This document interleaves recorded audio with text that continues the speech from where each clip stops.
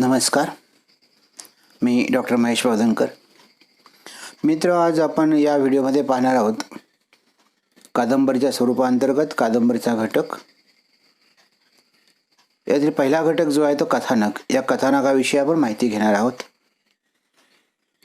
कोणतीही साहित्यकृती घडवत असताना कादंबरी असेल, कथा असेल, नाटक असेल, अशा प्रकारच्या कथनात्मक साहित्याची निर्मिती होत असताना त्याच्यामध्ये कथानक, व्यक्तिरेखा, मनोविश्लेषण, वातावरण, निवेदन पद्धती, भाषाशैली या सर्व घटकांच्या माध्यमातून ती कलाकृती तयार होत असते, निर्माण होत असते. कादंबरी हा एक महत्त्वाचा वाङ्मय प्रकार आहे, साहित्य प्रकार आहे, कथनात्मक निवेदनाचा तो प्रकार आहे. आणि हे कथनात्मक निवेदन होत असताना किंवा ते करत असताना तिचं रचनातंत्र समजून घेणं अत्यंत महत्त्वाचं आहे. कादंबरीमध्ये कोणते घटक असतात, कादंबरीकाराला याची माहिती असते. कादंबरीकार तो घडवत असतो, त्यांचं मिश्रण तो करत असतो आणि त्यांच्या माध्यमातूनच खरं तर कादंबरीची संरचना तयार होत असते. म्हणून कादंबरीची संरचना होत असताना या घटकांचा आपल्याला विचार करावा लागतो. कादंबरीच्याकडे पाहत असताना आपण एक रचनातंत्र म्हणून पाहतो. आता तंत्र आणि कला या दोन्हींचा मिलाप कादंबरीच्या रचनेमध्ये होतो किंवा कादंबरीच्या एकूण संरचनेमध्ये होतो. असं का म्हणावं लागतं आपल्याला, तंत्र आणि कला? कारण कादंबरी ही केवळ तंत्रात्मक नाही आहेत. कथानक, व्यक्तिरेखा, मनोविश्लेषण अशा घटकांचा अभ्यास केला म्हणजे कादंबरी लिहिता येते असं नाही. कादंबरीचं लेखन करणं किंवा साहित्याचं लेखन करणं ही एक कला आहे. आणि ती कला असल्यामुळेच ती विविधांगी निर्माण होते, वैविध्यपूर्ण निर्माण होते, प्रत्येकाच्या दृष्टिकोनाचं तयार होते, नाविन्यपूर्णता येते. जर कला नसती तर नाविन्यपूर्णता आली नसती. जसं एखाद्या कारखान्यामध्ये एखादा पार्ट तयार करत असताना एक विशिष्ट माहिती दिल्यानंतर किंवा विशिष्ट प्रकारचाच पार्ट सगळीकडे तयार होतो, तसाच सगळीकडे असतो. म्हणजे कोणत्याही भागामध्ये फरक असत नाही आहे. तसं कादंबऱ्यांचं झालं असतं किंवा साहित्यकृतींचं झालं असतं, पण इथे असं होत नाही आहे. प्रत्येक कलाकृती, प्रत्येक कादंबरी वेगळी राहते. कारण का, त्या पाठीमागे असणारी तिची कलात्मक निर्मिती मूल्य. ही कलात्मक निर्मिती करत असताना सुद्धा आपल्याला ती कशी साधली गेली पाहिजे त्याच्या संदर्भातील घटकांची माहिती लेखकाला असणं आवश्यक आहे. किंवा म्हणून मग त्या रचनामध्ये आपण तंत्रालाही प्राधान्य देतो. तंत्र आणि कला यांचा मिलाप झाला पाहिजे, यांचा संगम झाला पाहिजे, तरच ती कादंबरी चांगल्या स्वरूपात प्रकट होते. आणि यातील पहिला घटक जो आहे तो घटक म्हणजे कथानक. कथानक आणि स्वभावदर्शन हे कादंबरीतले दोन मुख्य घटक आहेत. स्वभावदर्शन किंवा त्याला आपण व्यक्तिरेखा असं म्हणतो. आणि यांच्या संदर्भात असं वर्णन केलं आहे की हे दोन घटक कसे आहेत. जसं वस्त्र उभ्या आणि आडव्या धाग्याने विणलेलं असतं, त्या पद्धतीनं कादंबरीच्या रचनेमध्ये कथानक आणि स्वभावदर्शन हे उभे आडवे धागेच आहेत. या उभ्या आडव्या धाग्यांच्यामुळे एक रचना तयार व्हायला लागते. त्यांच्यामुळेच त्या कापडा, जसं उभ्या आडव्या धाग्यांच्यामुळे जसं कापडाचा एक पोत, ज्याला आपण टेक्स्चर म्हणतो, तो टेक्स्चर किंवा पोत तयार होतो. तशाच प्रकारचे घटक हे दोन आहेत. उभे आणि आडवे धागे असल्याशिवाय वस्त्र विणलंच जात नाही. त्यामुळे स्वभावदर्शन आणि कथानक हे दोन्ही अत्यंत आवश्यक असतात. आणि म्हणूनच असं म्हटलं जातं की वातावरण, मनोविश्लेषण, भाषाशैली, निवेदन या घटकांच्यामुळे त्याच्यावरती रंग दिला जातो किंवा त्याच्यावरती नक्षी काढली जाते, डिझाईन्स तयार करता येतात. म्हणजे वातावरण, मनोविश्लेषण, निवेदन किंवा भाषाशैली हे घटक पूरक घटक आहेत. त्यांच्यामुळे कादंबरीला एक आकर्षक स्वरूप प्राप्त होतं. त्यासाठी महत्त्वाचे आहे ते दोन घटक म्हणजे कथानक आणि स्वभावदर्शन. म्हणजे धागेच नसतील तर त्याच्यावरती कलाकृती कशी आणणार किंवा त्याला रंग कुठला देणार. ते सगळं जे सजवण्याचं काम जे आहे ते सजवण्याचं काम जे आहे ते बाकीच्या घटक करतात, मात्र त्याचं मूळ घटक जे आहे ते कथानकाने स्वभावदर्शन म्हणून कथानकाला महत्त्व प्राप्त होतं. कथानक म्हणजे कादंबरीचा गाभा. कारण कादंबरीचा गाभा असं म्हणत असताना कथाबीजाशिवाय कादंबरीची निर्मिती शक्य नाही. एखादी कथा लिहायची असेल तर त्यासाठी आशय पाहिजे किंवा कथाबीज असणं आवश्यक आहे. कथाबीज नसेल तर काहीच निर्माण होऊ शकत नाही. तर कादंबरीच्या या घटकाकडे पाहत असताना कादंबरीचा गाभा म्हणून पाहिलं जातं. कथाबीजाशिवाय कादंबरी आकर्षक स्वरूपात किंवा काही व्यक्त करण्याच्या संदर्भात येऊ शकत नाही. आणि म्हणून कथानक हे अत्यंत महत्त्वाचं असतं. कथानक म्हणजे काय? कथानक म्हणजे काय तर कथानक म्हणजे घटना प्रसंगांची साखळी असते. आपण एखादा चित्रपट पाहतो आणि मग चित्रपटाचं कथानक सांगायला लागतो. त्याचं कथानक सांगत आपण काय सांगत असतो? घटनाप्रसंग सांगत असतो. हे असं घडलं, ते तसं झालं, त्यानं अमुक केलं, त्यानं तमुक केलं, मग मारामारी झाली, अमुक झालं, तमुक झालं. हे सांगत असताना आपण घटना जशा घडल्या त्या घटना पण सांगत असतो. म्हणजेच आपल्या दृष्टीने आपण कथानक सांगत असतो. परंतु कथानक म्हणजे केवळ घटना नव्हेत. घटना प्रसंग सांगितले किंवा घटना प्रसंग मांडले, एका पाठोपाठ एक दुसरा प्रसंग मांडला, घटना सांगितली म्हणजे कथानक होत असं नाही. तर घटना प्रसंगांची साखळी तयार व्हावी लागते. एका घटनेशी दुसरी घटना जोडली गेली पाहिजे. रेल्वेचे सगळे डबे स्वतंत्र ठेवले तर रेल्वे होत नाही. रेल्वेचा प्रत्येक डबा हा एकमेकांशी जोडला जातो. त्यासाठी कोणता तरी दुवा असतो आणि त्या साखळीनं किंवा दुव्यानं तो दोन डबे जेव्हा जोडतो, असे एकाला एक जोडत जेव्हा जातो तेव्हा ती मोठी रेल्वे होते किंवा ती लांब अशी ज्याला आपण आगगाडी वगैरे म्हणतो अशा प्रकारची रेल्वे होते. स्वतंत्र डबे ठेवले म्हणजे ती रेल्वे होत नसते. तसंच कादंबरीच्या कथानकामध्ये नुसते घटना प्रसंग किंवा फक्त घटना प्रसंग ठेवले, एका पाठोपाठ एक सांगितले म्हणजे ते कथानक होत नाही. तर घटना प्रसंगांची साखळी असावी लागते. आता या घटना सांगत असताना किंवा प्रसंग सांगत असताना कालानुक्रमाने सांगणं अपेक्षित नाही इथे. म्हणजे 1 तारखेला अमुक घडलं, 2 तारखेला तमुक घडलं, एका पाठोपाठ ज्या क्रमानं घडलेला असतो तो कालानुक्रम याच्यामध्ये नसावा. कालानुक्रमाने सांगितल्यानंतर त्यातला आनंद निघून जातो, त्यातली वाचनीयता कमी होते, त्यातलं कुतूहल कमी होतं, विस्मय वाटत नाही किंवा उत्कंठा वाटत नाही. म्हणजेच कालानुक्रमानं घटना सांगितल्या, 1 तारखेला अमुक झालं किंवा मी आता पहिली पायरी चढलो, नंतर दुसरी पायरी चढलो, नंतर तिसरी पायरी चढलो, अशा पद्धतीनेच फक्त आपण घटना सांगायला लागलो एका पाठोपाठ एक एका काळानुसार अगदी, तर त्याच्यामध्ये कुठल्याही प्रकारचं आनंद मिळत नाही किंवा वाचकालाही ते योग्य वाटत नाही.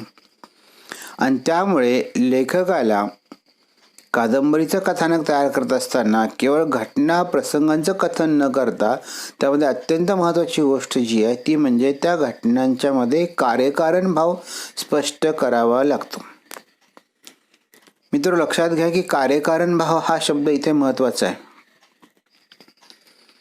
कार्यकारण भाव म्हणजे काय तर एखादी कृती का घडली ते सांगावं लागतं, त्याची कारणमीमांसा सांगावी लागते. तुम्हाला माहीत आहे की आपण क्रिकेट खेळत असताना एखादा गोलंदाज अत्यंत जोराने चेंडू आपटतो, त्यामुळे तो चेंडू बाउन्स होतो, अगदी फलंदाजाच्या डोक्यावरून जातो. आता हा चेंडू बाउन्स का झाला किंवा एवढा उंच का गेला तर त्याचं एक कारण असं असतं की त्यानं अगोदर हा चेंडू जमिनीवरती जोरात आपटला. म्हणजे जमिनीवरती जोरात आपटणं ही क्रिया, त्याच्यामुळे त्याची प्रतिक्रिया काय झाली तर ती आली चेंडू बाउन्स होणं किंवा चेंडू उसळणं.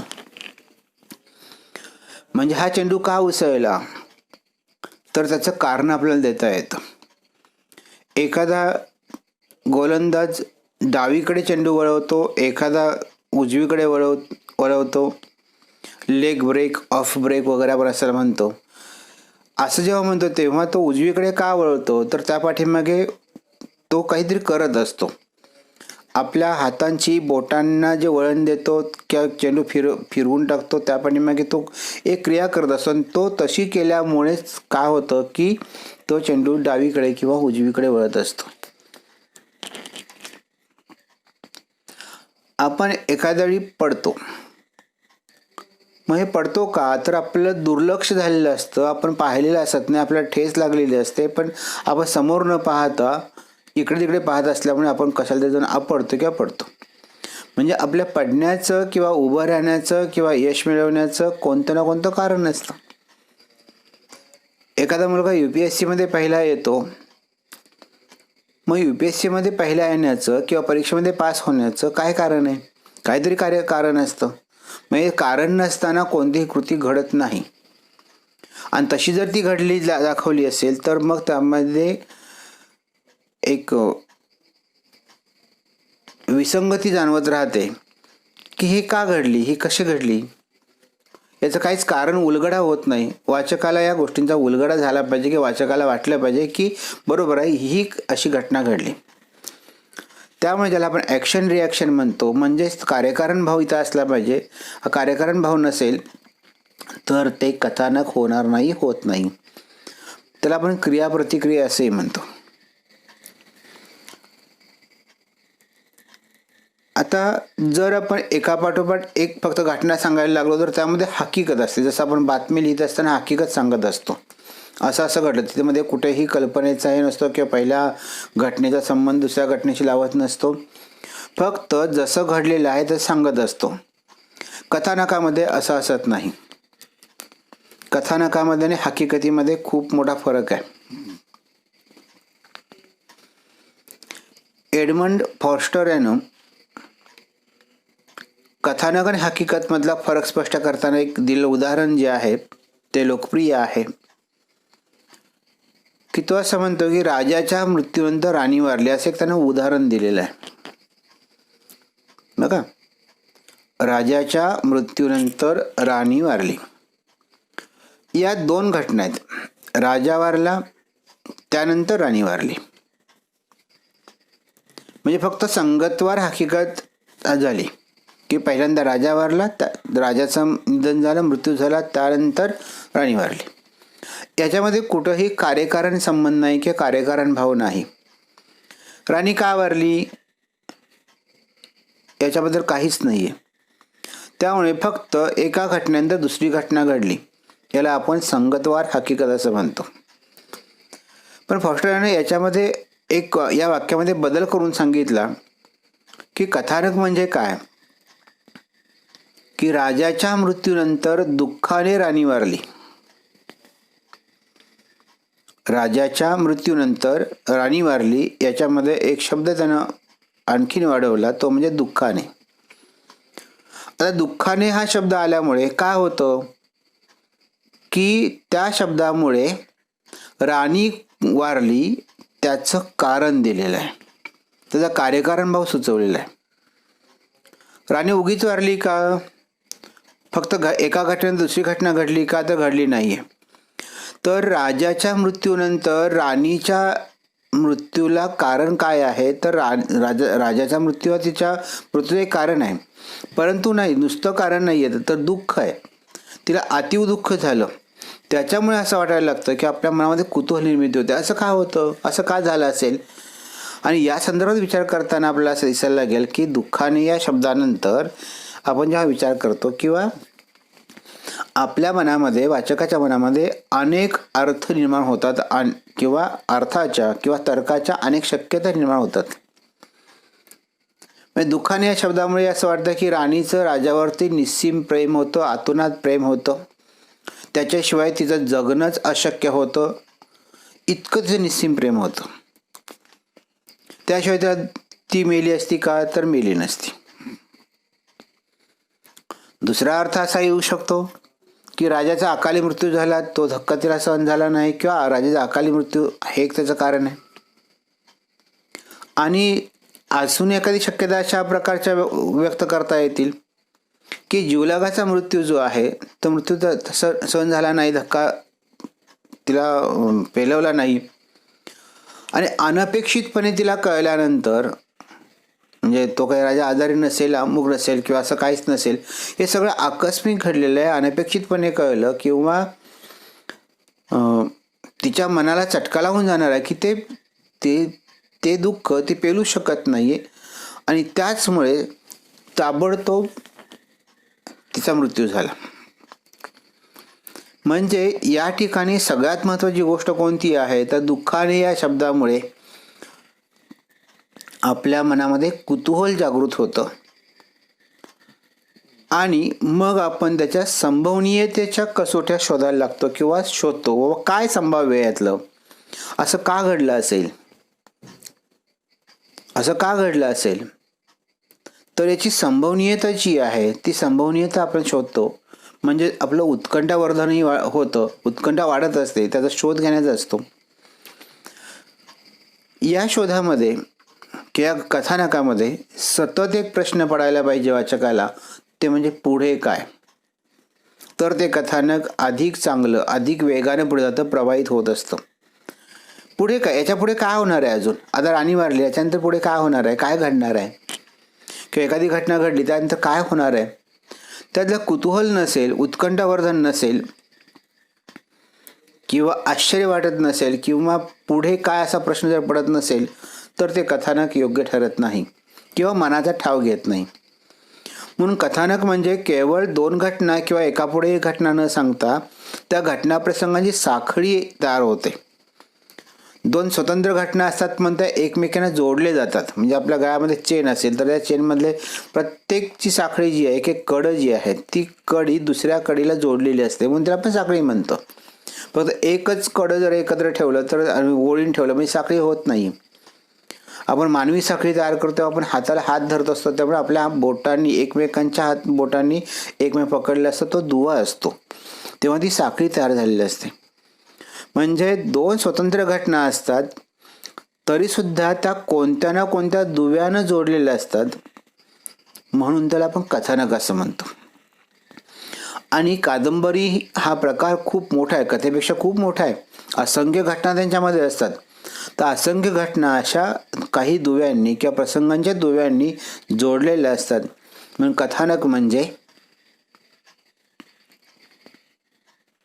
म्हणजे घटना प्रसंगांची साखळी नसून साखळी असते. किंवा घटना प्रसंग नसतात तर घटना प्रसंगांची साखळी असते. कालानुक्रमाने त्याचं केवळ वर्णन केलेलं असत नाही किंवा कालानुक्रमाने ते सांगितलेलं असत नाही, तर ती कथानक घडवलेलं असतं, रचलेलं असतं.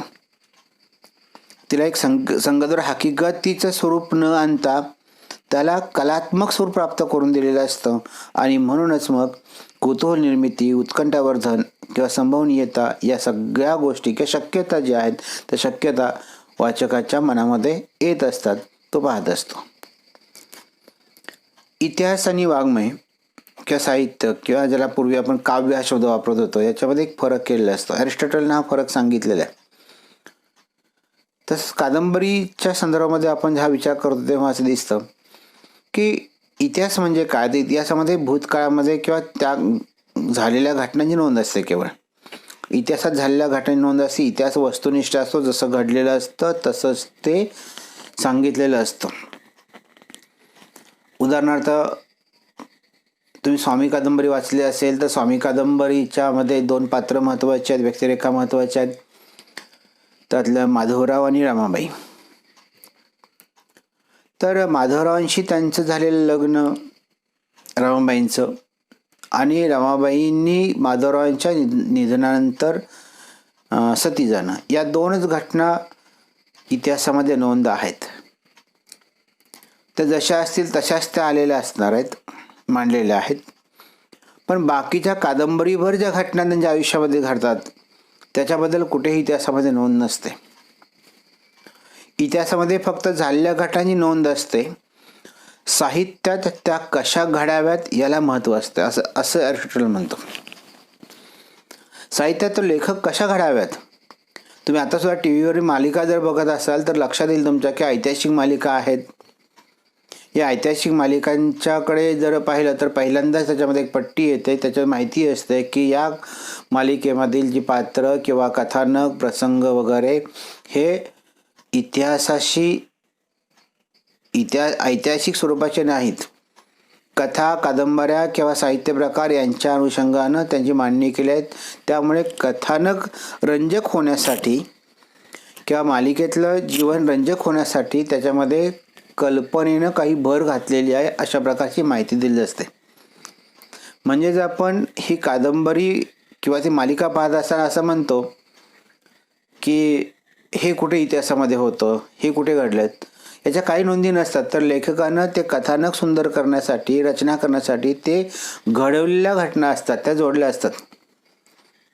साधारणतः आता मालिकेच्या सुरुवात त्याच्यामध्ये असं एक सतत चित्र दिसतं की काही पदार्थ केले जातात आणि ते पदार्थ पेशव्यांना खूप आवडतात वगैरे.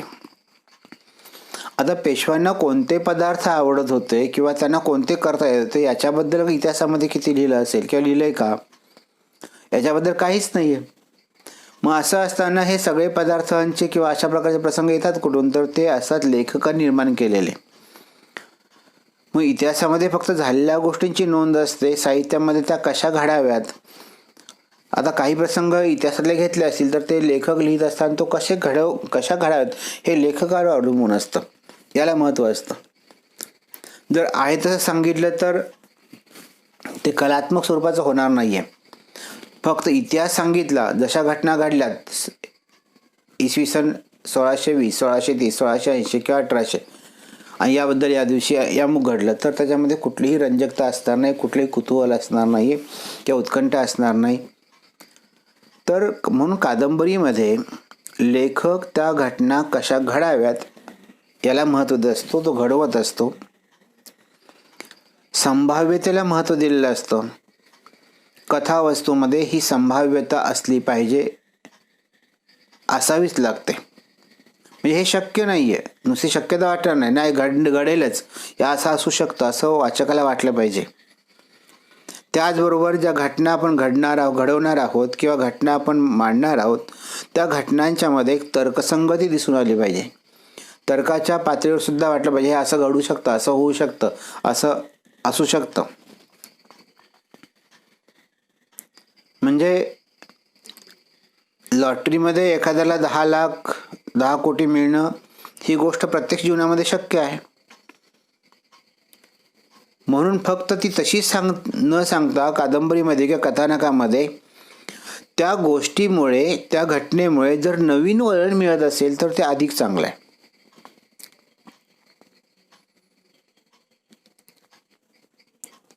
ती घटना फक्त घटना म्हणून वापरायची नाही आहे, तर त्या घटनेमुळं काहीतरी नवीन घडलं पाहिजे, संभाव्यता दिसली पाहिजे किंवा हे होऊ शकतं. पण ती घटना योग्य त्या ठिकाणीच आली पाहिजे. केवळ घटनेसाठी घटना दिली आहे असं होता कामा नये. म्हणून इतिहास आणि साहित्यामध्ये जो फरक जो आहे तो साहित्यामध्ये कलात्मक निर्मिती असते,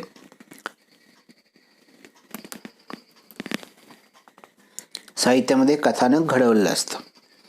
कथानकाच्या 3 अवस्था आहेत, प्रारंभ, मध्य आणि शेवट. आपण कोणत्याही याला 3 अवस्था असं म्हणतो की सुरुवात, मध्य आणि शेवट. कादंबरीच्या कथानकाची सुरुवात करत असताना सुद्धा जसं आपण निबंध लिहित असताना प्रस्तावना लिहितो किंवा कोणती सुरुवात करतो प्रस्तावना लिहितो आणि मग त्याचा विकास होतो आणि मग आपण त्याचा शेवट करतो. म्हणजे एखादं वक्तृत्व करायचं असेल तर सुद्धा आपल्याला माहिती असतं या भाषणामध्ये ही सुरुवात असेल, त्यानंतर हा मध्य असेल आणि हा शेवट असेल.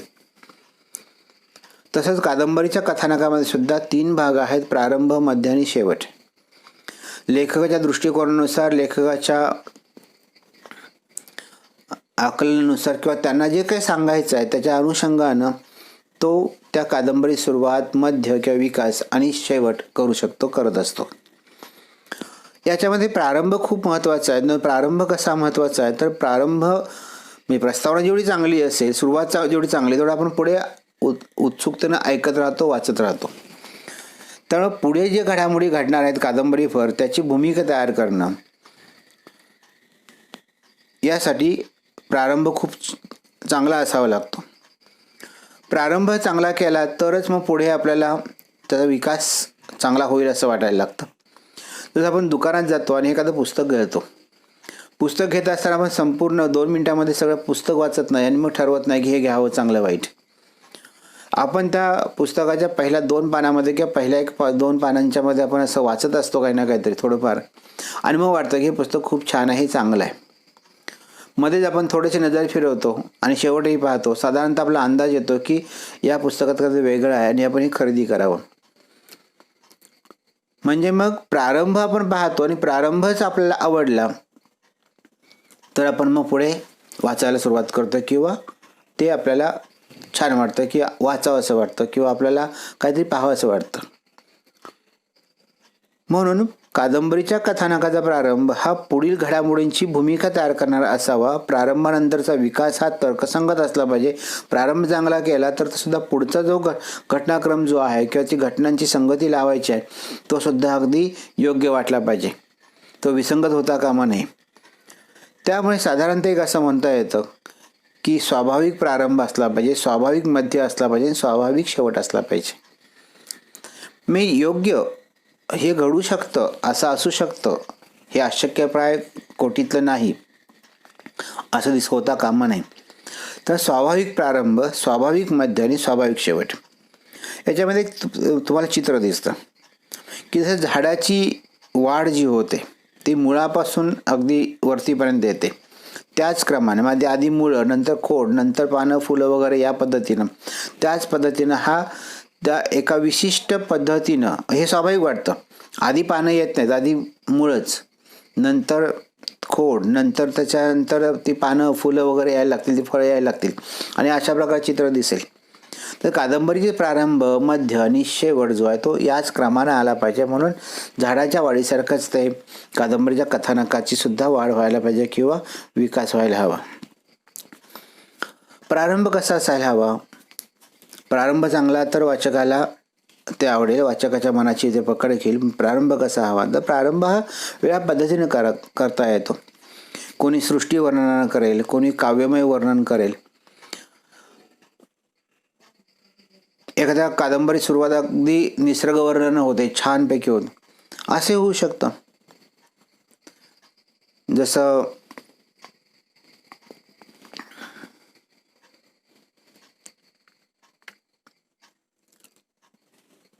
इंधन कादंबरीच्या सुरुवातीला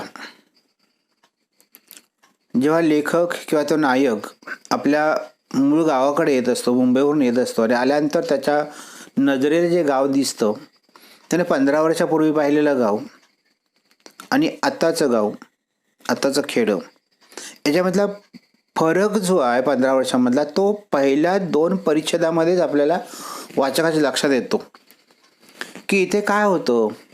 मी जी वाट चालतोय ती वाट अशी वळणाची आहे, रेतीची आहे. ती पूर्वी पायवाट होती, नंतर जवळ असणारी नदी आहे, नदीच्या पलीकडे गाव दिसणार आहे, उंचवटा आहे, डोंगर आहे, तिथं म्हैशी चरणाऱ्या होत्या, त्या ठिकाणी असं कब्रस्तान होतं.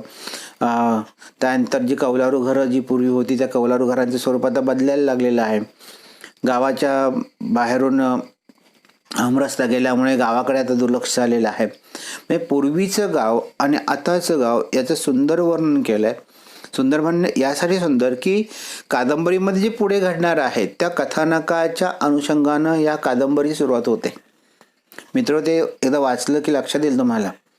आणि मग आपल्याला आपण ही त्या कादंबरीच्या नायकाच्या बरोबरच चालत राहतो. त्या चालत असताना आपण ती सगळी दृश्य पाहतो, घटना पाहतो, आजूबाजूचं निरीक्षण करायला लागतो. हे गाव हे असं होतं, इथे अमुक एखादं दुकान होतं, तिथे हा वाडा होता, हे पडीक जमीन वगैरे होती, किंवा इथे मग तो पुढे जाता जाता मग तो आपल्या घरामध्ये जातो आणि मग आपल्या घराचं वर्णन करतो, घरातल्या अगदी स्वयंपाक खोलीचंही वर्णन करतो.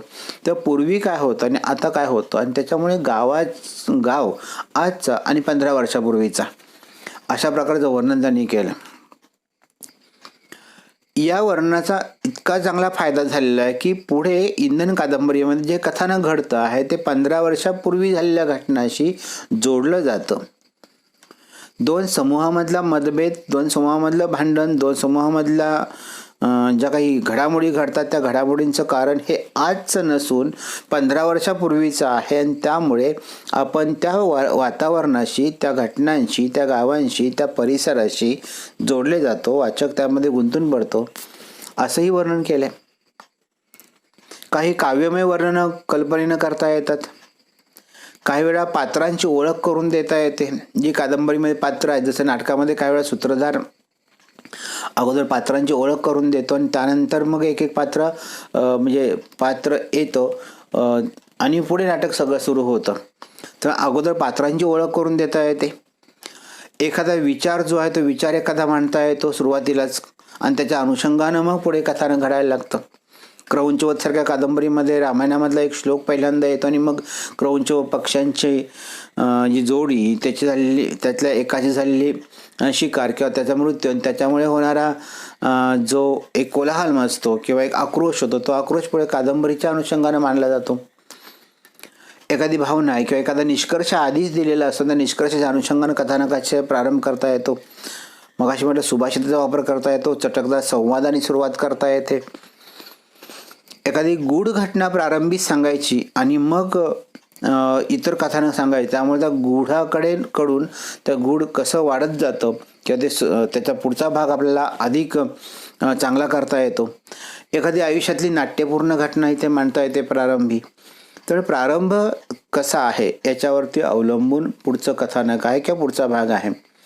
कथानकाचा विकास होत असताना अत्यंत महत्त्वाची गोष्ट जर कोणती असेल तर ते म्हणजे कथानकाचा प्रारंभ हा आकर्षकच झाला पाहिजे, चित्तवेधकच झाला पाहिजे, उत्कंठा वाढलीच पाहिजे. आणि उत्कंठा ज्या कथानकामध्ये नसेल ते कथानक आपल्याला कादंबरीला मोल प्राप्त करून देत नाही. कादंबरीला वाचक कादंबरीकडे आकर्षित होत नाही. हे त्याचं एक महत्त्वाचं कारण असतं. आणि म्हणून लेखक आपल्या पद्धतीनुसार तो प्रारंभ करेल, पण प्रारंभ मात्र चांगला असला पाहिजे. कथानकाचा विकास होत असताना साधारणतः मध्यभाग जो असतो याच्यामध्ये एक मगाशी म्हटलं की तोही तर्कसंगत असला पाहिजे. प्रारंभ घडल्यानंतर त्याच्याशी सुसंगत पद्धतीनेच तो गेला पाहिजे. पण याच्यामध्ये अजून 2 पद्धतींचा वापर करता येतो.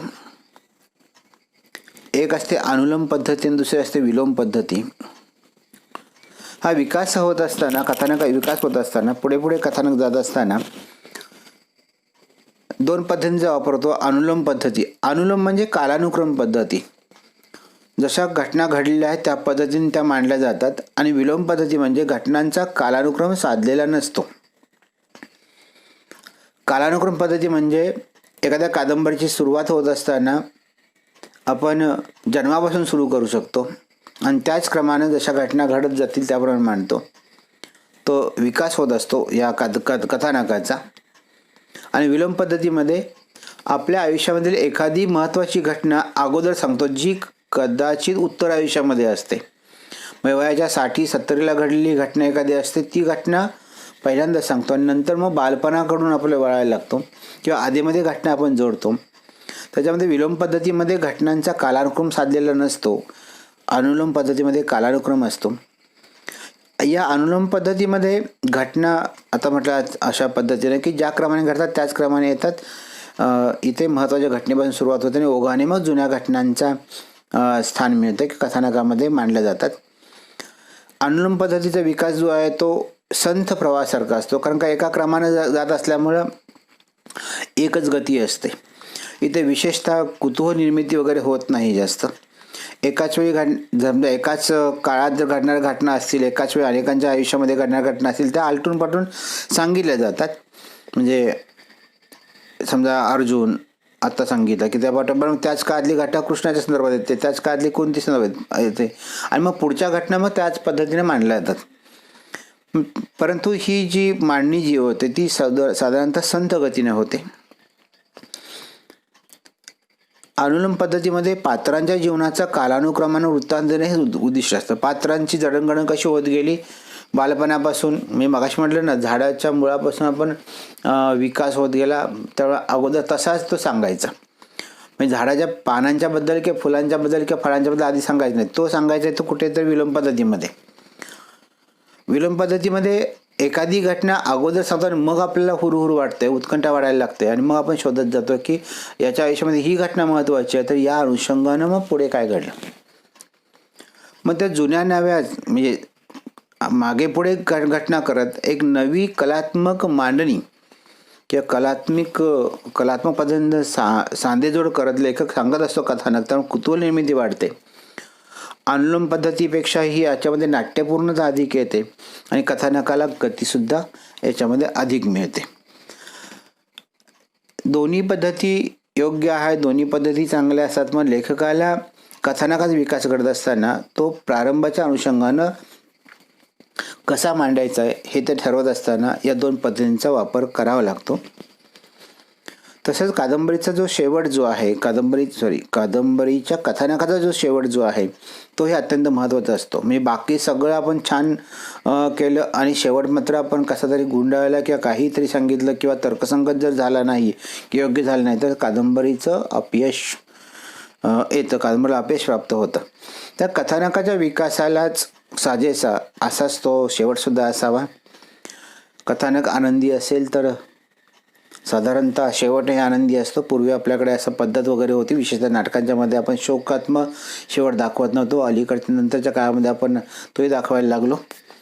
पण जर कथानक जर आनंदी वातावरणात येत असेल किंवा आनंदी मूड घेऊन येणार असेल तर शेवटसुद्धा तसाच असेल तर अधिक चांगला असू शकतो. किंवा शोकांत असेल तर शोकात्मक घटना घडत आहे तर त्याचा शेवट हा शोकांत असू शकतो. पण केवळ प्रथा म्हणून, म्हणजे आमच्याकडे प्रथा होती की आम्ही मृत्यू शेवटी दाखवायचा नाही आहे. चित्रपटांच्या कहाण्यासुद्धा एखाद्या लग्नापर्यंत येऊन थांबायच्या, पुढे चित्रपट असायचा नाही. म्हणजे कथानकाचा शेवट तिथं एखादा मंगल प्रसंग दाखवूनच व्हायचा किंवा शेवट या पद्धतीने व्हायचा, आनंदी असायचा. तर केवळ प्रथा म्हणून केवळ प्रथा पाळायची म्हणून जर शोकांत शेवट होत असताना किंवा अपेक्षित असताना जर तो प्रथा परंपरा म्हणून जर आनंदी ठेवणार असेल तर ते चुकीचं ठरू शकतं. तसा मात्र शेवट असू नये. वाचकाला जसं प्रारंभ पटला पाहिजे, प्रारंभ आकर्षक वाटला पाहिजे, उत्कंठा हुरहुर वाढवली पाहिजे, त्याच पद्धतीनं वाचकाला शेवटसुद्धा पटला पाहिजे. हे सगळ्यात महत्त्वाचं आहे. वाचकाचा काही वेळा अपेक्षाभंगही होणं अपेक्षित असतं. म्हणजे वाचक ठरवतो त्या पद्धतीनं अपेक्षा करतो, आता अशी घटना घडणार आहे, होकारात्मक आहे समजा, पण ती घटना एखादी नकारात्मक घडवली पण ती त्याला पटली की अशी सुद्धा घडू शकतं, ते योग्य वाटलं, तर्कसंगत वाटलं तर असंही एक चांगला परिणाम त्याचा साधला जातो. तर कथानकाचा शेवटसुद्धा महत्त्वाचा आहे. त्यामुळे कादंबरीच्या कथानकामध्ये प्रारंभ, मध्य आणि शेवट या तिन्ही घटकांना प्राधान्य असतं, महत्त्वाचं आहे. कादंबरीचं कथानक आकर्षक जेव्हा करायचं असतं त्यासाठी 3 गुणांची गरज असते. आपण त्याच्याविषयी पुन्हा यापूर्वी बोललेलं आहे की संभाव्यता वाटली पाहिजे, शक्यता नाही संभाव्यता वाटली पाहिजे. हे घडणार आहे, असं घडू शकतं. म्हणजे राजाचा रंक होऊ शकतो, रंकाचा राजा होऊ शकतो, एखादा गरीब घरातला मुलगा खूप मोठं यश मिळवू शकतो, कलेक्टर होऊ शकतो किंवा काहीही, म्हणजे अगदी चंद्रावर सुद्धा जाऊ शकतो. हे संभाव्य वाटलं पाहिजे कथानकामध्ये. तसंच तर ते संभाव्यता कधी वाटायला लागेल, जेव्हा आपण त्याच्या प्रत्येक घटनांचं विश्लेषण करत असताना ती क्रिया किंवा घटना घडतात त्याचं कारण आपल्याला देता येत असेल, कार्यकारण मीमांसा जर करता येत असेल किंवा कार्यकारण भाव असला तरच. आणि या जेव्हा 2 गोष्टी असतात तेव्हा आपोआपच कुतूहल निर्मिती व्हायला लागते. तेव्हा संभाव्यता, कार्यकारण मीमांसा आणि कुतूहल निर्मिती हे 3 घटक आहेत. या 3 घटकांच्या अनुषंगानं उत्कंठा वाढवणं वाचकाचं आणि उंच वाढवणं नाही तर टिकवणं, म्हणजे एखादं उत्कंठा निर्माण केल्यानंतर ती वाढीत नेणं हे सगळ्यात महत्त्वाचं आहे. आणि ती शेवट पण टिकली पाहिजे, म्हणजे कादंबरीच्या शेवटच्या पानापर्यंत वाचक वाचत राहायला पाहिजे. हे लेखकाचं कौशल्य आहे आणि ते या 3 घटकांच्यामधून किंवा 3 गुणांच्यामधून करता येते. आणि यासाठी त्याला प्रत्येक घटनाप्रसंगाचा सांधा जो आहे तो उत्तम पद्धतीने जोडता आला पाहिजे. एका पाठोपाठ एक दुसरी घटना जेव्हा येते तेव्हा ती दुसरी घटना ही जोडली गेली पाहिजे, ती योग्य पद्धतीने जोडली गेली पाहिजे, ती योग्य वाटली पाहिजे, नाहीतर मग विसंगती येईल. तेव्हा घटनाप्रसंगांना सांधेजोड उत्तम करता आली पाहिजे, साधला गेला पाहिजे. आणि कथानकसुद्धा बांधेसुद्धा अगळपगळ हे आहे, खूप विस्तार झाला आहे, कशातच कुणाला वेळ लागत नाही, असं जरी झालं तर ते विस्कळीत होतं किंवा ते आकर्षक होत नाही. त्यामुळं नीटनेटकं कथानक बांधेसूदपणा न मांडणी केली पाहिजे, तर ते कथानक आकर्षक होतं. कादंबरीतील कथानक म्हणजे एका किंवा अनेक पात्रांच्या जीवनातील विवक्षित प्रसंगांची चतुराईची गुंफण आहे. कादंबरीची कथानकाची व्याख्या करताना कसं काय म्हटलं गेलं आहे की एका किंवा अनेक पात्रांच्या जीवनातील जे प्रसंग आहेत, विवक्षित आहेत, जे निवडलेले आहेत लेखकानं, त्या प्रसंगांची चतुराईची गुंफण करायची. म्हणजे आपण गोफ जसं विणत असताना किंवा अगदी रांगोळी काढताना कोणता रंग कोणत्या ठिकाणी दिला तर तो चांगला वाटेल या अनुषंगाने मांडणी करायला लागत असतो. गोफ विणत असताना प्रत्येक गोफाचा धागा जो असेल तो व्यवस्थितपणे गुंतला गेला पाहिजे किंवा तो तसा तो सुटतही गेला पाहिजे. जसा तो गुंतवत जात तसा तो सुटतही गेला पाहिजे. ते चतुराईनं गुंफण केले पाहिजे की प्रत्येक रंग हा वेगळ्या ठिकाणी दिसला पाहिजे आणि तो स्वतंत्र दिसला तरीसुद्धा तो सगळ्या त्या गोफाचा भाग झालेला असला पाहिजे. म्हणजे प्रत्येक घटना स्वतंत्र असून सुद्धा त्या कथानकातल्या घटनांशी जोडली गेली पाहिजे. हे सगळ्यात महत्त्वाचे ठरतं. त्या अशा प्रसंगांच्या मधूनच म्हणजे लेखक एका प्रसंगामधून दुसऱ्या प्रसंगाची गुंफण तयार करत असताना वाचकाची जिज्ञासा वाढवत असतो, त्याला वाढवणं आवश्यक असतं. कादंबरीमध्ये एक कथानक आलं, उदाहरणार्थ पण लक्षात कोण घेतो या कादंबरीमध्ये यमूची गोष्ट सांगितली की जी केशवपनाच्या काळामध्ये, म्हणजे ज्या काळामध्ये आपल्याला केशवपन केलं जायचं, विधवा स्त्री झाली की केशवपन केलं जायचं, अशा ज्या काळामध्ये अशा यमूची कहाणी सांगितली की तिचा पती मरतो, त्याचं निधन होतं आणि त्यावेळेस तिचा सासरा जो आहे, जो कर्मकांड मानणार आहे, जुन्या प्रवृत्तींचा आहे, तो तिला या केशवपनाला प्रवृत्त करायला लागतो. तर मुळात या कादंबरीचा हेतू असा आहे की या वाईट प्रथेला विरोध करणं, असा या हेतू असल्यामुळे आता मूळ कथानक जे आहे ते या यमूचं कथानक आहे. यमूचं लग्न वगैरे होणं, यमूच्या घरच्या माणसं तिच्या शिक्षणासाठी असणारा पाठिंबा, तिच्या चांगल्यासाठी असणारा पाठिंबा, काही जुन्या सामाजिक प्रथांना घरचा विरोध असणारा, असं एक घर अशा घटना तिच्या आयुष्यामध्ये घडतात. दुसऱ्या बाजूला ती यमू उठून दिसण्यासाठी म्हणून, यमूचं कथानक उठून दिसण्यासाठी म्हणून हे चांगलं कसं आहे, जसं आपण चांगली बाजू दाखवण्यासाठी वाईटही सांगतो, वाईट सांगितलं की मग चांगलं पडतं, तसं या ठिकाणी काही उपकथानकांची निर्मिती लेखकाला करावी लागते. एकच कथानक घेऊन तो पुढे जात नाही, तर त्याच्या जोडीनं अनेक उपकथानक येऊ शकतात. आणि म्हणून त्या पण लक्षात कोण घेतो मध्ये मग असे काही उपकथानक आलं की एक गौरीचं उपकथानक येतं की जिच्या लवकर लग्न होतं, लवकर लग्न झाल्यामुळे तिला मुलं लवकर होतात, नवरा साधारणतः व्यसनी वगैरे असतो, एकूण तिचं शिक्षणाकडे न गेल्यामुळे किंवा लवकर लग्न झाल्यामुळे तिच्या आयुष्याची हानी झाली. आणि हिचं मात्र खूप चांगलं होतं, शिक्षण चांगलं होतं, नवरा चांगला मिळतो, नव्या विचारांचा आहे, पुरोगामी पद्धती जीवन जगते, लोकांच्या मिसळते आणि एक चांगलं आयुष्य लाभतं. हा जो फरक करण्यासाठी म्हणून गौरीचं उपकथानक येतं. तशा प्रकारचे अनेक उपकथानकं जोडली जातात.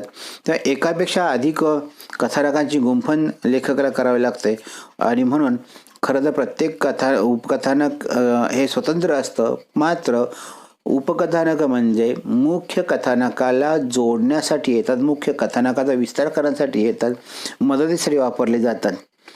उपकथानक काही स्वतंत्र असली तरी सुद्धा ती कथानकाला जोडून येतात. उपकथानक मुख्य कथानक होत नाहीत. उपकथानक ही मुख्य कथेला साधर्म्य म्हणजे त्याच्या बाजूनं, मग यमूच्या बाजूच्या चार चांगल्या कहाण्या सांगायच्या, तसं यमूच्या विरोधामधल्या किंवा तो प्रसंग, ती कहाणी किंवा त्या कथा उठून दिसण्यासाठी म्हणून आपण त्याच्या विरोधाच्या, वैधर्म्याच्या अशा कहाण्या सांगायच्या, अशी कथा सांगायची. असा साधर्म्य किंवा विरोध दर्शनासाठी उपकथानक येतात आणि ते कथानकाला खुलवितात, कथानकाला आधार देतात, कथानक अधिक समृद्ध करतात. मात्र यामध्ये महत्त्वाची गोष्ट असते, उपकथानक ही स्वतंत्र राहता कामा नयेत, मुख्य कथानकाचा भागच झाली पाहिजेत, अन्यथा कथानक विस्कळीत होऊ शकतं. असं म्हटलंय गंगाधर गाडगे यांनी उपकथानकाच्या संदर्भामध्ये एक विधान केलेलं आहे. त्याच्या संदर्भामध्ये उपकथानक ही मुख्य कथानकाशी एकजीव झालेली असली पाहिजेत. की साम्यानं असतील किंवा विरोधानं असतील. म्हणजे कथानकाच्या बाजूनं असतील, मुख्य कथानकाच्या दृष्टीनं बाजूनं असतील किंवा विरोध दर्शवत असतील, विरोधात याच्यावर दुसरी बाजू दर्शवत असतील, पण ती मुख्य कथानकावरच प्रकाश टाकणारी असली पाहिजेत. मुख्य कथानकाला ती उपकारक ठरली पाहिजेत, मदत करणे ठरली पाहिजे, सहाय्यभूत ठरली पाहिजेत. ती बांडगुळासारखी उगाच वाढून मुख्य कथानकाचा जीवनरस शोषून घेतील असं होऊ नये. म्हणजे आपण जसं एखाद्या झाडावरती आंब्याचं झाड असताना बांडगुळच मोठी असतात आणि झाड कुठे दिसतच नाही आणि सगळा जीवनरस बांडगुळ शोषून घेतात. मुख्य कथानक मुख्य आहे तो झाड आणि झाडाला महत्त्व नाही आणि उठून दिसतात ती मात्र बाजूची झाडं किंवा बांडगुळं, असं होता कामा नये. मुख्य झाडालाच अधिक आकर्षक करण्यासाठी, अधिक चांगलं दाखवण्यासाठी या उपकथानकांचा वापर झाला पाहिजे. उपकथानक अनावश्यक असले किंवा त्याचं म्हणजे एखादं उपकथानक विनाकारण जोडलं गेलं आहे, काही गरज नाही त्या कहाणीची की त्या घटनांची, किंवा विस्तार अधिक झाला, प्रमाणाबाहेर विस्तार झाला तर सुद्धा कादंबरी कंटाळवाणी होते. त्यामुळे उपकथानक सुद्धा मर्यादित किंवा योग्य तेवढीच असायला पाहिजे. कादंबरीच्या कथानकामध्ये उपकथानकं ही महत्त्वाची असतात, कारण कादंबरीचा विस्तार हा खूप मोठा असतो. एकापेक्षा अधिक कथानकांच्या साखळीतूनच, मांडणीतूनच कादंबरीचं कथानक हे सिद्ध होत असतं. या संदर्भात गंगाधर गाडगीळ यांनी उपकथानक आणि कथानक या संदर्भातील संरचनेसंदर्भात आपलं मत व्यक्त करताना असं म्हटलं की कादंबरीची रचना संघराज्याच्या घटनेसारखी असते. कादंबरीत अनेक केंद्रे असतात, स्वतंत्रपणे विकास पावणारी अनेक कथाबीजे असतात, वेगवेगळ्या घटकातून रचलेल्या अनेक स्वायत्त संघटना असतात. या संघटना अर्थातच परस्पर संबंध असतात. पुष्कळदा तिच्यातील कथासूत्रे परस्परांच्या प्रगतीला मदत करतात. कोणत्याही कादंबरीतील या स्वायत्त अनुभव संघटनांचा परस्परांशी कलात्मक संबंध मात्र निश्चित असतो. तसे नसले तर या संघटना एका कादंबरीत येणे अर्थशून्य ठरते. हे जे गंगाधर गाडगीळांचे विधान आहे त्याच्यामध्ये त्यांनी स्पष्टपणे असं म्हटलं की कादंबरीमध्ये एकापेक्षा अधिक कथानकं असतात. मुख्य कथानकाला जोडून उपकथानकं येतात आणि उपकथानकांची जी रचना जी आहे किंवा कादंबरीच्या कथानकाची रचना जी आहे तीच मुळात कशी आहे तर ती संघराज्याच्या घटनेसारखी आहे. मित्र, आपला भारत देश जो आहे तो संघराज्य आहे. अनेक राज्यांनी मिळून आपला भारत देश आहे. जेव्हा मी महाराष्ट्रीयन, कोणी कर्नाटक, कोणी आंध्रचा, कोणी आसामी, कोणी बिहारी, बंगाली असं म्हणतो, तेव्हा प्रत्येक राज्याची संस्कृती वेगळी, भाषा वेगळी, तिथले अन्नपदार्थ वेगळे, पोशाख पेहराव वेगळा, हे सगळं जरी असलं तरी आपण अंतिमतः भारताचे घटक आहोत. या सर्व राज्यांनी मिळून भारत बांधलेला आहे. यातलं स्वतंत्र राज्य कोणतंही नाही आहे. म्हणून त्याचप्रमाणे कादंबरीच्या रचनेमध्ये मुख्य जे कथानक असतं त्याला जोडून अन्य कथानकं येतात आणि त्यामुळे कादंबरीमध्ये अशी कथानकांची अनेक केंद्र असतात. जरी महाराष्ट्र, कर्नाटक, आंध्र, आसाम, बिहार, उत्तर प्रदेश, मध्य प्रदेश अशी प्रत्येकाची एक स्वतंत्र ओळख जरी असली तरी आपल्या सर्वांची ओळख एकत्रितपणे अशी असते, ती म्हणजे भारतीय. तेव्हा भारताच्या संरचनेतच आपण आपलं स्थान असतं, आपलं स्वतंत्र स्थान असत नाही आहे. या पद्धतीनंच कादंबरीमध्ये ही अनेक केंद्र आहेत. ही अनेक केंद्र म्हणजे उपकथानकं असतात. आता प्रत्येक उपकथानक स्वतंत्रपणे कथानकच असतं, कारण त्याच्यामध्ये एक कथाबीज असतं. या कथाबीजाचा विस्तार केला तरी स्वतंत्र कादंबरी सिद्ध होऊ शकते. परंतु एका कादंबरीच्या कथानकामध्ये उपकथानकं जे येतात मुख्य कथानकाला जोडून, ती मात्र स्वतंत्रपणे न येता मुख्य कथानकाशी ती संबंधित असतात आणि म्हणूनच त्या वेगवेगळ्या घटकातून म्हणजे अशा वेगळ्या घटकांच्या मधून रचलेल्या या कथानक हे स्वायत्त संघटना असतात. आणि म्हणून जसं महाराष्ट्र, कर्नाटक, आंध्र, गोवा ही राज्य जरी स्वतंत्र असली तर ती जोडलेली आहेत, ती परस्पर संबद्ध आहेत, परस्परांशी जोडलेली आहेत, ती वेगळी नाहीत. देशाच्या पातळीवरती ती वेगळी नाहीत. राज्याच्या पातळीवरती ते वेगळं असेल परंतु देशाच्या पातळीवरती वेगळे नाही आहे.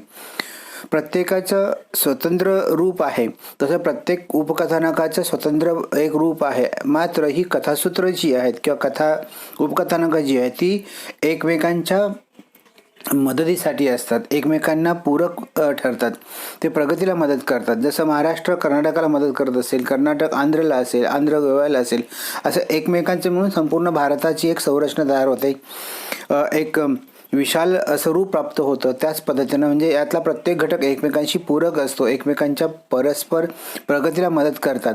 तसंच कादंबरीमधील उपकथानकं मुख्य कथानकाच्या आणि अन्य कथानकांना जोडून येत असताना एकमेकांशी संलग्न राहतात. आणि हा जो त्यांचा संबंध जो आहे हा संबंध कलात्मक स्वरूपाचा असतो. तर जर हा संबंध नसेल किंवा कलात्मक स्वरूपाचा जर नसेल तर मात्र या संघटना कादंबरीमध्ये येताना अर्थपूर्ण ठरणार नाही, तर अर्थशून्य ठरतील.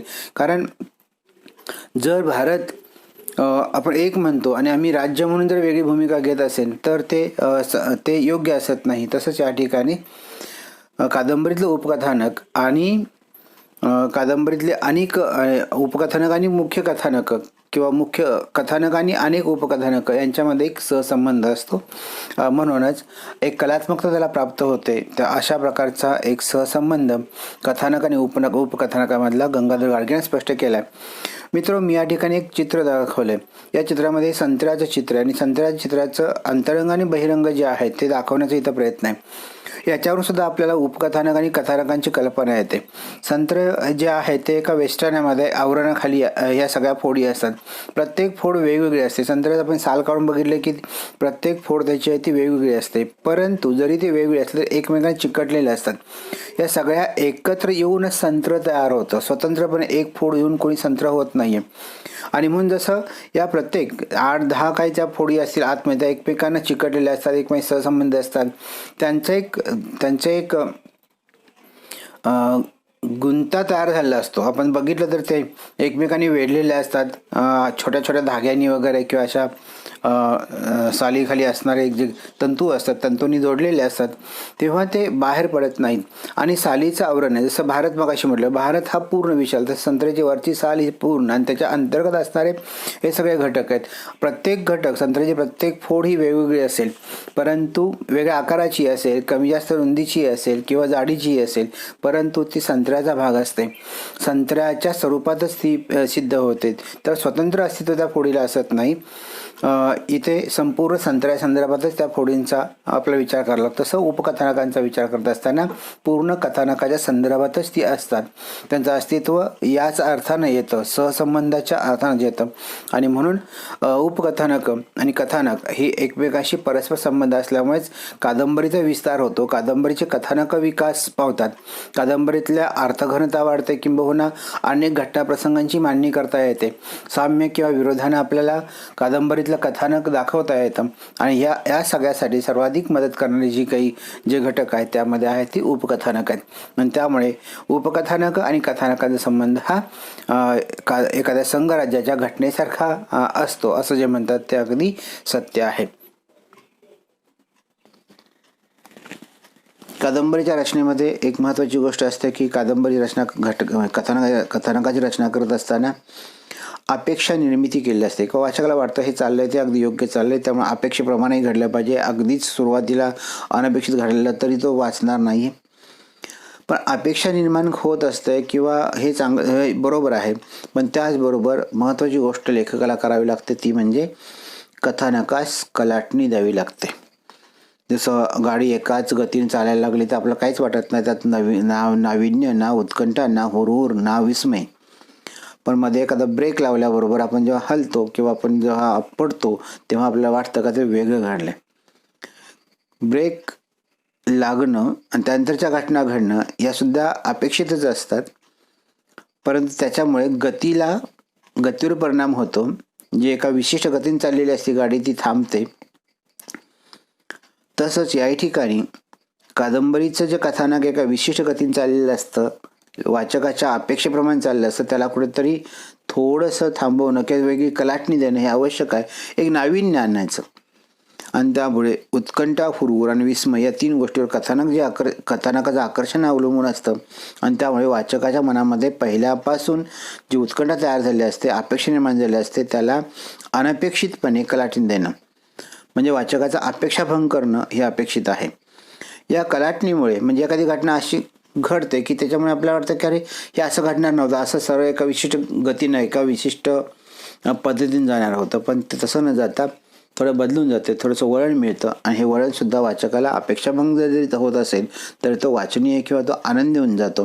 त्या कथानकातील कलाटणी संभवनीय वाटल्यास वाचकाला विसंगती वाटत नाही, उलट लेखकाबद्दल आदर वाटायला लागतो. लेखकानं हा जो काही चमत्कृती केलेली असते तीही त्याला भावते आणि त्यामुळे कथानकाला कलाटणी देणं हे अपेक्षित असतं. कथानकाला कलाटणी देत असताना त्यामध्ये ती सहजता असली पाहिजे, संभवनीय वाटली पाहिजे. उगीचच वळण द्यायचं म्हणून द्यायचं असं न घडता ते स्वाभाविक पद्धतीनं आलं पाहिजे.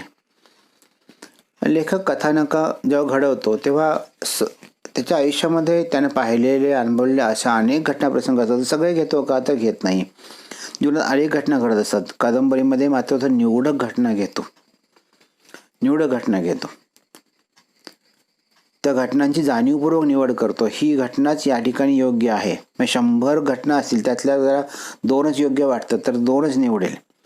कथानकाला पूरक ठरतील अशाच घटनांची त्याला निवड करावी लागते. अनावश्यक घटना कथानकामध्ये आल्या तर ते सगळं कथानकच विस्कळीत होऊन जाईल.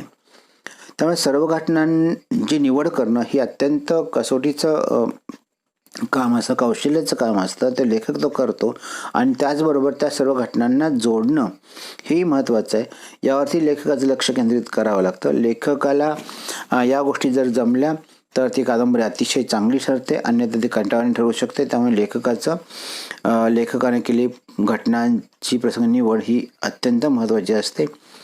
कादंबरीच्या कथानकामध्ये कथानक म्हटलं की त्याच्यामध्ये अनेक प्रकारचे प्रसंग येतात. तर एक घटक महत्त्वाचा असतो त्यातला, तो म्हणजे संघर्षाचा प्रसंग किंवा संघर्ष समर प्रसंग. माणूस जन्माला जेव्हा येतो तेव्हापासून त्या संघर्ष सुरूच असतो. जीवन एक संघर्ष, जीवन एक संग्राम वगैरे आपण असे काही काही ऐकत असतो, वाचत असतो. तेव्हा जीवन एक संघर्ष असतो, संग्राम असतो आणि ह्या संघर्षाचे विविध तऱ्हा असतात. कथानकामध्ये या संघर्षाला खूप महत्त्वाचं स्थान आहे. म्हणजे माझा लढा, माझी झुंज, माझा संघर्ष कुणाशी तरी नित्य सुरूच असतो. माझा म्हणजे माणसांचा संघर्ष असतो आणि तो कुणाशी तरी नित्य सुरू असतो. आता उदाहरणार्थ कोरोनाचा काळ आहे. या कोरोनाच्या काळामध्ये माणसांचा लढा सुरूच आहे. कोरोनाच्या विरोधात लढतायत माणसं. डॉक्टर वेगळ्या पद्धतीने लढत आहेत, नर्सेस वेगळ्या आहेत, पोलीस वेगळ्या आहेत, शिक्षक वेगळ्या पद्धतीने आहेत, प्रत्येक नागरिक वेगळ्या पद्धतीनं आहे. म्हणजे या सगळ्यामध्ये संघर्ष सुरू आहे. बाहेर जावं तरी भीती आहे, घरात थांबावं तरी काय करायचं हा प्रश्न आहे. तेव्हा या सगळ्यावरती मात करण्याचा तो प्रयत्न करत असतो. तेव्हा तो संघर्ष जो आहे म्हणजे हा संघर्ष मानवाला नेहमी करावा लागतो. संघर्षाशिवाय माणूस नाही, जीवनच नाही आहे. त्यामुळं परिस्थिती असेल. मग आता निसर्ग आहे तर निसर्गामध्ये ते पडणे काय सारखा चांगल्याच गोष्टी घडतात असं काय नाही. कधी वादळ येतं, कधी पूर येतो, कधी भयंकर उल्कापात वगैरे होतो, जे अगदी ज्वालामुखी स्फोट होतात. अशा घटनात काही मानवनिर्मित अशी परिस्थिती निर्माण व्हायला लागते की जिथं माणसाला जगणं अवघड व्हायला लागतं. तेव्हा त्या परिस्थितीशी, काही भावनांशी, कधी विचारांशी, कधी राजकारणामध्ये असेल, काही सामाजिक जीवनामधलं असेल, सांस्कृतिक जीवनामधलं असेल किंवा मानसिक स्वरूपाचं असेल, यश असेल, अपयश असेल किंवा ज्याला निसर्ग म्हणतो आपण, नियती म्हणतो. मग या सगळ्यांशी त्याचा संघर्ष अविरतपणे सुरू असतो आणि तो संघर्ष म्हणजेच कथानकामधला खरं तर मीठ ज्याला म्हणूया आपण की ज्या चव आणणारं आहे ते. संघर्ष नसणारही कथानक मनाचा ठाव घेऊ शकत नाहीत. मग संघर्षासाठी 2 गोष्टींची गरज असते. एक तर संघर्ष करण्यासाठी दोघांची गरज आहे. मग मी आणि दुसरा कोणतरी असायला पाहिजे. तसं माझा परिस्थितीशी असेल, भावनांशी असेल. मग सत्याचा असत्य संघर्ष होतो, चांगल्याचा वाईटाशी होतो, न्यायाचा अन्यायाशी होतो, देवांचा राक्षसाशी होतो, सद्गुण दुर्गुणी असाही संघर्ष असतो. याच्यामध्ये पात्र जी असतात त्या पात्रांच्यामध्ये खलनायक असतात. खल म्हणजे दुष्ट. मग खल परिस्थिती, जसं एखादा दुष्ट असतो, नायक असतो, दुष्ट असतो, ज्याला आपण खलनायक वगैरे म्हणतो, तसं परिस्थिती खल असते, दुष्ट परिस्थिती असते. एखादा दुष्काळ असेल किंवा वारंवार पडणारा दुष्काळ असेल, ही परिस्थितीसुद्धा आपल्याला अशीच खलनायकासारखी वाटायला लागते. त्यामुळं घटना, प्रसंग तयार व्हायला लागतात. याच्यामध्ये माणसाची झुंज सुरू असते. आपल्याच मनाशी, आपल्याच मनाचा संघर्ष सुरू असतो. द्विधा मन असतं, हे करू की ते करू, to be or not to be, अशा प्रकारचं जे चित्र असतं किंवा अशा प्रकारची एक मनस्थिती असते, त्याच्यामध्ये संघर्ष सुरू असतो आणि हा संघर्षसुद्धा तेवढाच महत्त्वाचा आहे. या सगळ्यामुळे कादंबरीचं कथानक घडत असतं. कादंबरीतल्या कथानकामध्ये घटना प्रसंगांची साखळी करणं, मांडणी करणं, त्यात क्रम ठेवणं, कालानुक्रमानं न सांगता त्याची कलात्मक निर्मिती करणं, ते सुसंगत पद्धतीने गेलं पाहिजे. प्रारंभ, मध्य आणि शेवट हा अगदी योग्य पद्धतीनं आला पाहिजे, जोडला गेला पाहिजे आणि त्याच्यामध्ये ते रंजक वाटलं पाहिजे, वाचनीय वाटलं पाहिजे, हुरहूर असली पाहिजे, उत्कंठा, विस्मय वाटलं पाहिजे, वाचकाला ते वाचत राहायला पाहिजे. अशा प्रकारचं कथानक घडायला हवं. कादंबरीमध्ये कथानक अशी असायलाच हवीत. या सगळ्याला आपण कथानक असं म्हणतो. कथानक म्हणजे घटना प्रसंगांची साखळी, फक्त घटना प्रसंग नाही तर घटना प्रसंग साखळी. आज आपण इथेच थांबूया. पुढील भागात आपण पाहणार आहोत कादंबरीचा दुसरा घटक, स्वभावरेखन किंवा याला व्यक्तिरेखा आणि मनोविश्लेषणाचा भाग आपण पाहणार आहोत. धन्यवाद.